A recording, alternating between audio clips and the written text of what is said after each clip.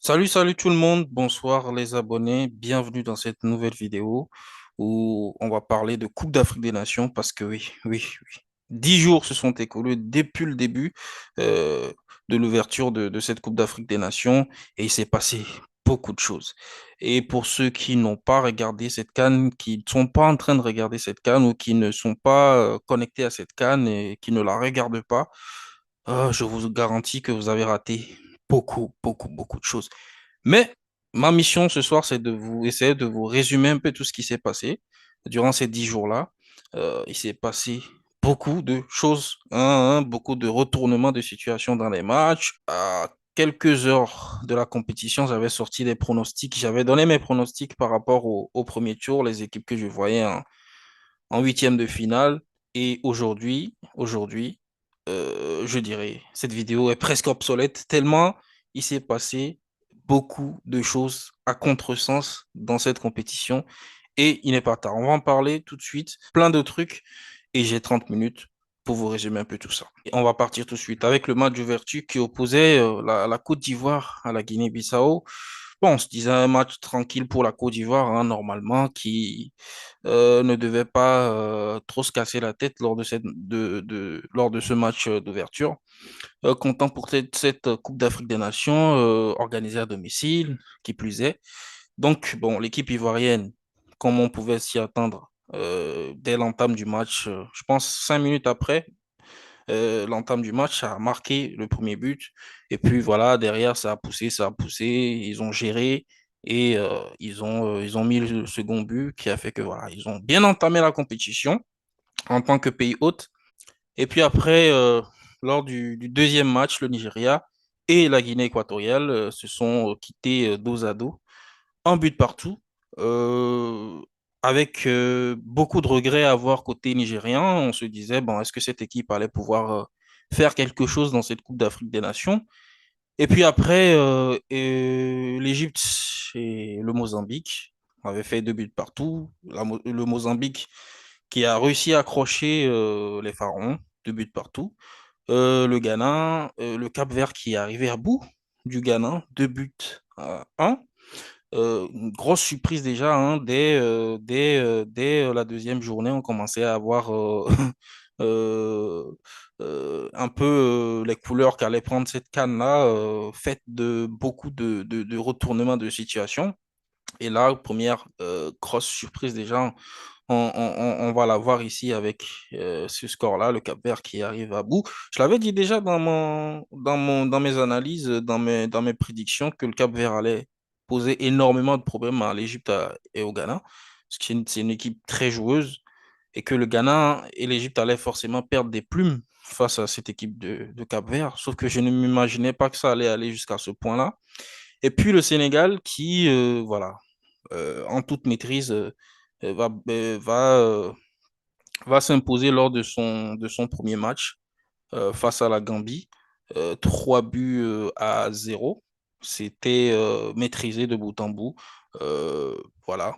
Euh, qui tient son rang de grandissime favori, de vainqueur de l'édition précédente, de tenant du titre, et donc qui va aller s'imposer face à la Gambie, 3 buts à zéro. Et puis derrière, le Cameroun qui va être accroché par la Guinée à 10, une Guinée réduite à 10 qui va réussir à accrocher le Cameroun lors du premier match.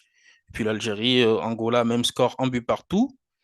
L'Angola qui réussit à tirer son épingle du jeu. La Mauritanie qui perd face au Burkina Faso au cours d'un match un peu terne où les Burkinabés ont assuré l'essentiel, un but à zéro.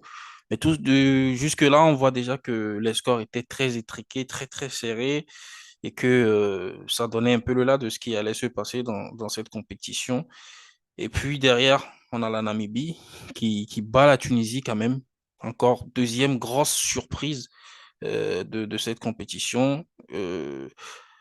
À peine, on n'a même pas encore fini la première journée, en tout cas, que de cette phase de poule qu'on voit déjà encore une deuxième grosse surprise avec cette victoire de la Namibie sur la Tunisie 1-0.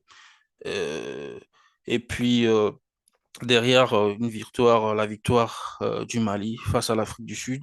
une équipe très joueuse de l'Afrique du Sud quand même qui, je pense, a porté en elle déjà les germes de sa propre destruction à partir de son jeu très offensif, en laissant beaucoup d'espace derrière que les Maliens ont pu exploiter pour marquer ses deux buts.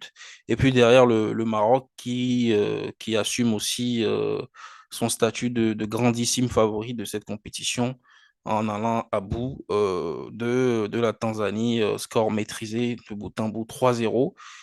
La RDC qui fait nul face à la Zambie, un nul face à la Zambie, un but partout. Et puis là, c'était la première journée. On pouvait déjà voir pas mal de surprises. Le Mozambique qui arrive à accrocher l'Égypte, le Cap-Vert qui bat le Ghana, avec un match maîtrisé. Ghana qui déçoit quand même, hein, déjà lors de cette première journée. Et puis, en parallèle, les deux grandissimes favoris que sont le Sénégal et le Maroc eux, ont réussi quand même à maîtriser leur match de bout en bout, 3 buts à 0, mais on a eu quand même déjà pas mal de surprises lors de cette deuxième journée. Et on pensait que c'était bien parti pour l'enchaînement des surprises et les petits qui vont accrocher les gros tout au long de cette phase de poule. Et là, ça recommence avec la Guinée équatoriale qui va battre la Guinée-Bissau, logique 4-2. Je pense que voilà, c'est une équipe avec un bon fond de jeu, qui défend en bloc, qui attaque en bloc et tout ça, et c'est très très bien. Le Nigeria qui accroche la Côte d'Ivoire à domicile, un but à zéro. Je pense sur un penalty de Nkong, je pense, qui marque le penalty pour le Nigeria qui va s'accrocher à ce score-là. 1 but à 0 qui va réussir à conserver ce score 1-0 et partir avec les 3 points et donc va avoir 4 points au bout de 2 journées. L'Égypte et le Ghana qui se séparent sur un score nul de 2 buts partout. Le Cap-Vert qui bat le Mozambique. Logiquement, on dirait, voilà, 3-0. Et puis le Sénégal qui est dans sa continuité avec un effectif très très rodé, va arriver en pleine confiance et va se défaire du Cameroun 3 buts à 1 avec un trident au milieu de terrain très complémentaire, des jeunes joueurs. Aliou Cissé qui a fait le choix de laisser sur le banc des joueurs assez expérimentés, tu vois, comme Idrissa Gueye euh, et, euh, et les Cheikhou Kouyaté, les Idrissa Gueye, les Nampalis Mendy, qui ont été laissés sur le banc. On a préféré les jeunes Pape Matar Sarr et tout ça. Donc, ça a payé. Et voilà, le Sénégal qui prend de la vitesse, prend de vitesse cette équipe du Cameroun un peu vieillissante et qui en manque de repères. Euh, 3 buts à 1 et donc s'impose logiquement sur ce score-là. Et puis derrière, la Guinée qui bat la Gambie 1 but à 0.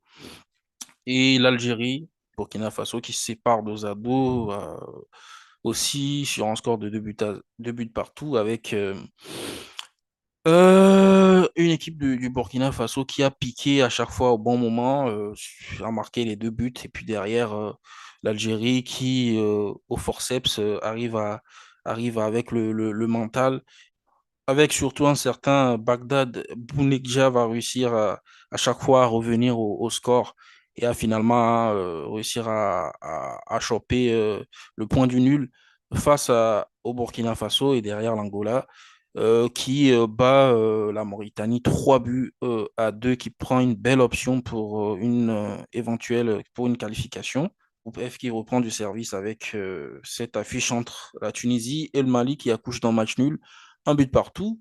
Et puis derrière, le Maroc et la RDC qui se séparent aussi sur le même score identique. Et la Tanzanie, un but partout. Afrique du Sud, Namibie 4-0 pour l'Afrique du Sud, quand même, qui pour une fois, développer son jeu face à une équipe un peu faiblarde, il faut le dire aussi, et puis a pu dérouler vraiment et puis marcher sur cette équipe 4-0. Et on est déjà à la troisième journée avec cette fois-ci le Nigeria qui va battre la Guinée-Bissau, hein, une équipe, l'équipe la plus faible, hein, très clairement, du groupe A. Et puis derrière ce cauchemar des Ivoiriens qui vont perdre 4-0 face à la Guinée équatoriale. Je pense un score un peu trompe-l'œil quand même, parce qu'il s'est passé beaucoup de choses dans ce match-là. Les Ivoiriens auraient pu égaliser. Ils ont eu beaucoup d'occasions, mais ils n'ont pas pu concrétiser. Et derrière, ils se sont fait punir. Et je pense qu'à partir de 2-0, ils sont clairement sortis du match et ils ont encaissé 2-3 et ils pouvaient, je pense, en prendre beaucoup plus parce qu'ils n'étaient plus dedans. Ils étaient plus dedans du tout, du tout, du tout. Ils auraient pu encaisser beaucoup plus que ça, je pense. Mais bon, ils ont perdu de fait 4-0 de la Côte d'Ivoire. Désillusion totale. La Côte d'Ivoire qui donc finit ces matchs de poule avec 3 points moins 3 et qui déjà se met en danger en tant que pays organisateur à cette troisième place-là. Parce que derrière, il fallait prier pour que le Ghana ne gagne pas face au Mozambique. Et c'est ce qui est arrivé. Les Ghanéens qui, quand même, avaient réussi à ouvrir le score sur un penalty de Jordan Ayou, du penalty d'ailleurs. Derrière, il y a eu égalisation en toute fin de match. Le Ghana va concéder le but de l'égalisation voilà, en toute fin de match, ce qui va éliminer cette équipe ghanéenne. Et donc, le Ghana va être accroché par cette équipe de Mozambique qui n'avait plus rien à jouer, mais qui a joué le coup à fond et qui a égalisé en toute fin de match. Ce qui a commencé à redonner de l'espoir à l'équipe ivoirienne qui avait perdu euh, un peu plus tôt face à la Guinée équatoriale. Voilà. Et derrière, le Cap-Vert qui fait un match nul face à l'Égypte, deux buts partout, un match totalement fou, ouais, avec une- un ascenseur émotionnel incroyable. Cette Coupe d'Afrique, c'est n'importe quoi. Et puis, ce fameux match entre le Cameroun et la Gambie, qui a tenu toutes ses promesses. Voilà. Les Gambiens, ils marquent contre leur camp alors qu'ils étaient en train de gagner le match et de potentiellement éliminer le Cameroun. C'est incroyable. Cette CAN est totalement folle. Et derrière cette tête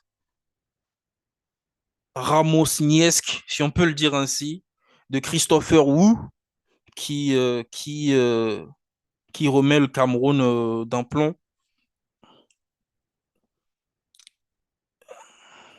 Et ça fait 3-2 à ce moment-là pour le Cameroun, qui reprend son destin en main.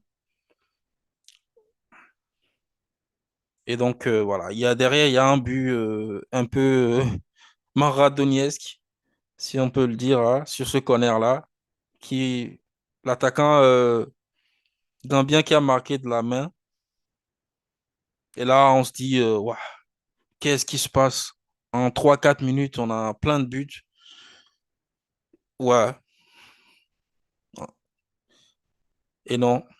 Finalement, il n'y aura pas but parce que voilà, l'attaquant gambien reprend le ballon de la main et ça trompe Ondoa. Donc voilà, le Cameroun va réussir à battre la Zambie 3 buts à 2 au terme d'un scénario dantesque, totalement fou. Et puis derrière, va se qualifier et le Sénégal va logiquement s'imposer face à la Guinée, 2 buts à 0. La Mauritanie, alors, grosse surprise. On a eu beaucoup de surprises dans cette Coupe d'Afrique des Nations, mais celle-là, s'il fallait en retenir une seule, je pense que ça serait celle-là parce que qui aurait pu qui aurait pu imaginer la Mauritanie arriver à bout de l'Algérie 1 but à 0 et qui plus est se qualifier pour les, les, les, les, les huitièmes de finale. Première victoire de la Mauritanie en Coupe d'Afrique des Nations, première fois que cette équipe se hisse en huitième de finale de cette compétition. et c'est totalement incroyable. Au grand désarroi des Algériens qui ont fait n'importe quoi, d'ailleurs à l'image de ce qu'ils produisent un peu hein, depuis la Coupe d'Afrique des Nations passée déjà, ils avaient déjà été éliminés au premier tour, alors même que une troisième place ou une troisième meilleure place les aurait qualifiés. Ils étaient déjà éliminés et là, ils refont les mêmes erreurs. Manque d'intensité, manque de volonté, d'envie d'aller chercher. Je sais pas ce qui se passe. Jamel Belmadi qui a été limogé euh, après cette élimination-là.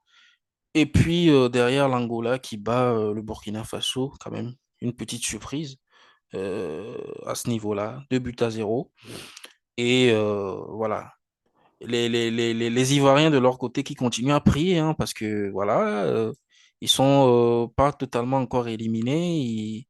Et au fil des matchs, le scénario commençait à se corser un peu pour eux, mais avec une dernière chance que le Maroc arrive à bout de la Zambie, mais on va en venir. Et puis derrière la Zambie, la Namibie qui fait match nul avec le Mali, 0 but partout. Même score, dernière journée qui a été pauvre en but quand même, hein, avec l'Afrique du Sud qui fait match nul aussi, même score, nul et vierge, avec la Tunisie, 0 but partout. Du coup, je n'ai rien à dire dans ces matchs-là. Il s'est pas passé grand-chose.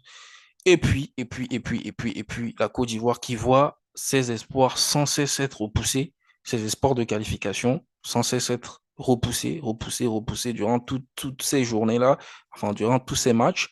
Et là, on arrive à ce fameux match entre le Maroc et la Zambie, le dernier espoir des Ivoiriens de se qualifier pour les huitièmes, de voir les huitièmes de finale de leur Coupe d'Afrique des Nations.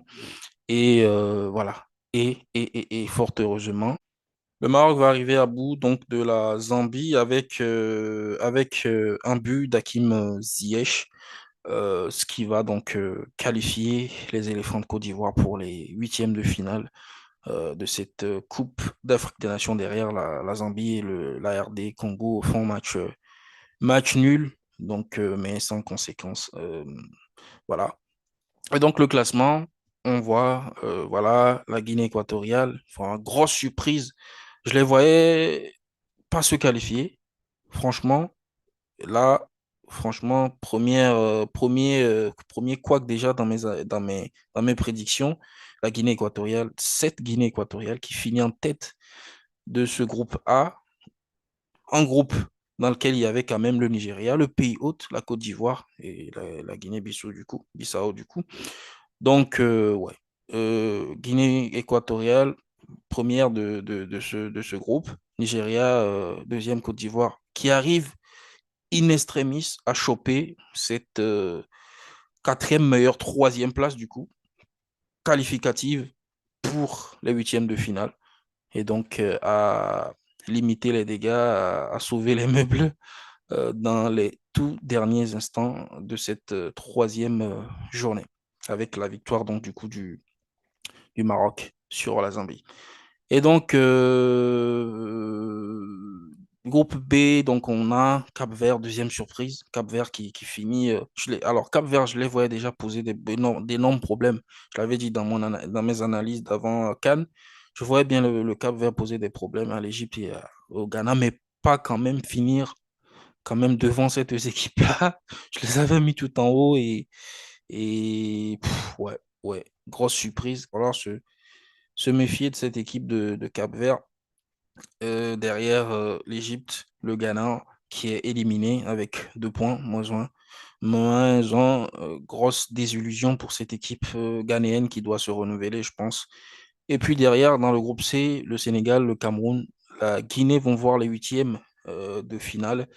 Cameroun et Sénégal, seule équipe à avoir voilà, fait le sans faute, le grand chelem, 3 victoires en autant de sorties, 8 buts marqués, un seul but encaissé, je pense, goal différentiel, différence de but de 7 plus 7 quand même, c'est incroyable pour cette équipe. Et puis le Cameroun derrière qui va choper la deuxième place et la Guinée la troisième.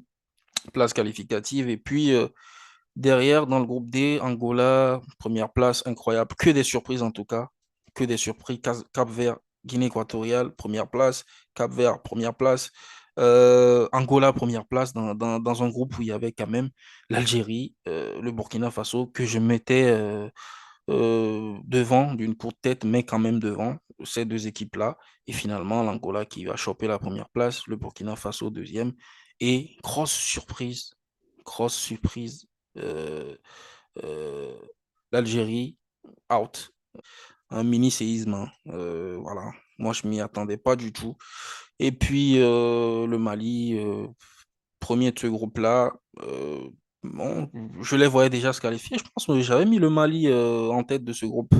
Ouais, mon seul pronostic qui a marché. J'avais mis le Mali en tête. Je voyais la Tunisie deuxième, mais voilà, Tunisie finit dernière. Euh, L'Afrique du Sud deuxième avec un beau jeu, un jeu léché et tout. La Namibie aussi. Donc, ouais, troisième, je pense. Et puis, je pense, groupe la Namibie qui se qualifie, hein, je pense, ouais, avec 4 points. Ouais. Donc, Mali, Afrique du Sud, Namibie.